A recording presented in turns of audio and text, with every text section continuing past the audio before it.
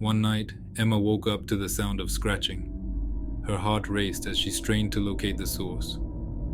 In the dim light, she saw Annabelle, her beloved doll, slowly turning its head to face her.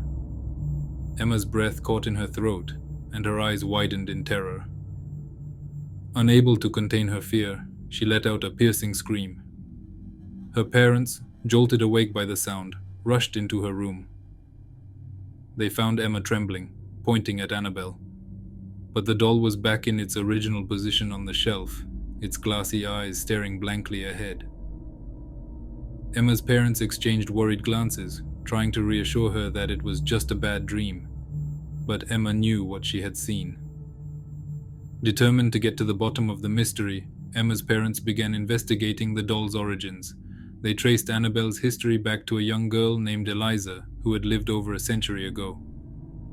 According to local legends and old records, Eliza had died under mysterious circumstances, her life cut tragically short. Rumors suggested that her spirit had attached itself to the doll, seeking vengeance for her untimely death. As the days passed, the paranormal activities escalated.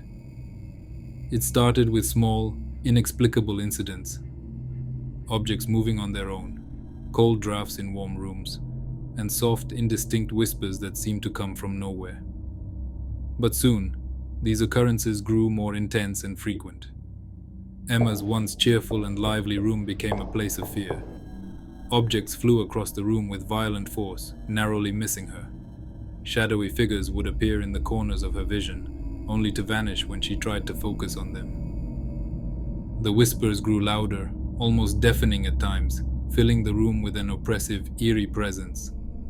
Emma's health began to deteriorate. She became pale and gaunt, dark circles forming under her eyes from countless sleepless nights. Her once vibrant personality faded, replaced by a constant state of anxiety and fear. She was haunted by nightmares of a ghostly girl with hollow, sorrowful eyes, reaching out to her with icy, spectral hands.